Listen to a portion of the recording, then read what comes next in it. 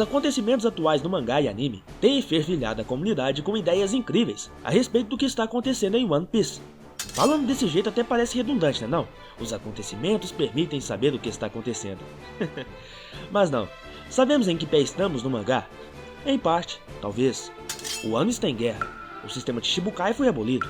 Os revolucionários começam a lutar diretamente contra o governo. Os Yonkou estão se aliando e revivendo os Rocks. Aparentemente, houve um incidente relacionado à família Nefertari lá em Mary Joyce. Tá, mas o que quero dizer com isso? Tudo está claro para nós, mas não tanto quanto imaginamos. Tudo o que está acontecendo agora é consequência de ações tomadas décadas atrás. A depender de como encarar toda a situação, Gold Roger poderia ser o maior responsável pela bagunça que o mundo One Piece está vivendo. Isso realmente faz jus ao D que ele carrega no nome. Por onde quer que andem, são sempre os deuses responsáveis por trazer caos e grandes mudanças para o universo de One Piece. Foi um D que quase expôs os Tenryubitos e quase se tornou o rei do mundo. Foi um D quem conseguiu manter em vida a única personagem capaz de decifrar os enigmas dos Poneglyphs.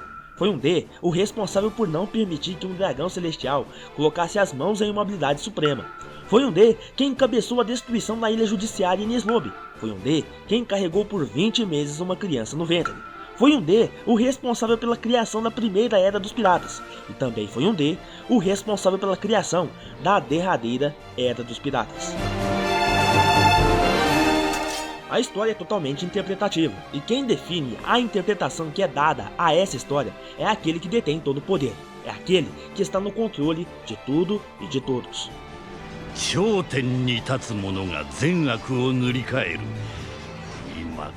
Ao contrário do que qualquer um poderia sequer pensar, o Roger foi o único que por pelo menos 2 vezes teve a chance de desbancar o governo mundial e fazer com rigor o que o exército revolucionário está penando para fazer, ou seja, trazer ao mundo um verdadeiro equilíbrio, expor as falcatruas do governo e compartilhar toda a história. Roger teve realmente chance de fazer tudo isso, mas por que não o fez? Porque Roger defendeu tanto o governo mundial e os Tenryubitos, o mesmo governo mundial e os mesmos nobres mundiais que o caçaram por toda a sua carreira. Bom, vou expor aqui o meu ponto de vista sobre isso. Temos que partir do pressuposto que a história que foi ocultada pelo governo mundial pode não ter sido uma história feliz, com um reino bondoso e pessoas gentis. O reino antigo pode não ser o bom reino milenar que tanto esperamos que seja. O período das armas ancestrais se viverem, ainda no momento atual do mangá, é uma ameaça real. Vários episódios já demonstraram isso. Então a grande história pode tanto ser algo bom quanto ruim. Essa história, como já vínhamos dizendo um bocado de vezes em vídeos anteriores, depende bastante da pessoa que analisa toda a situação e todo o contexto. Ainda que o governo faça e traga coisas terríveis ao mundo, ainda assim temos que concordar que, vasculhando toda a história, uma hora ou outra, algum pesquisador acabará dando de frente com as armas lendárias. Mas aqui entra uma dúvida primordial. Quais seriam os próximos passos da pessoa que obtivesse acesso a tal conhecimento? Entende? Um belo exemplo é o Vegapunk. Vegapunk parece não ter uma posição bem definida nessa era, mas o governo esquece-se que está dando demasiado poder a um único cientista. Falo isso porque é ele quem criou os pacifistas e detém o controle desses ciborgues. E são essas armas humanas que vieram para substituir a extinta força de Shichibukai. Mas vamos voltar ao assunto.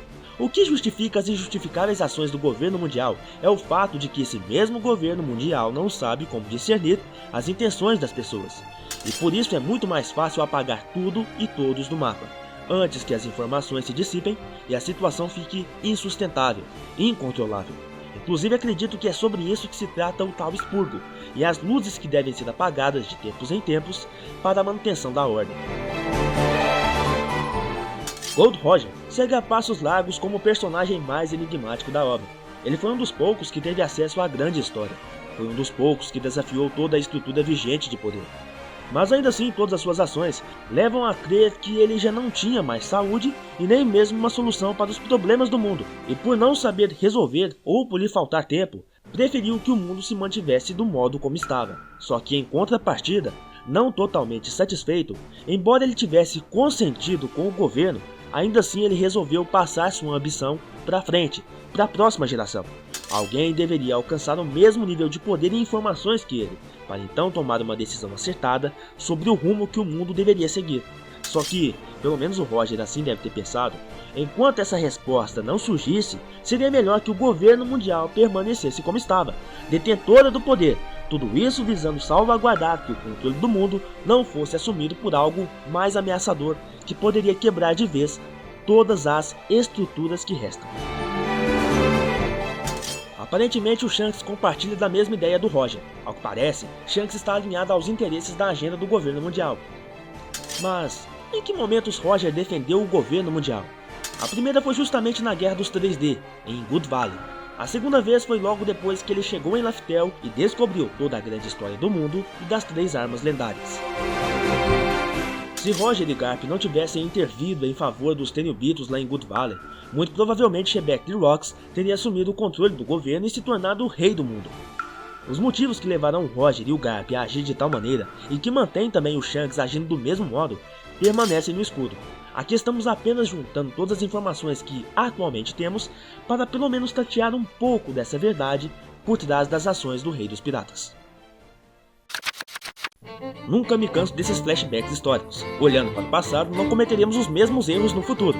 Isso funciona, hein? Na vida, e aparentemente, o Oda tem colocado essa mesma característica muito bacana em One Piece. Galera, um abraço, nos vemos nos comentários. Falou, fui!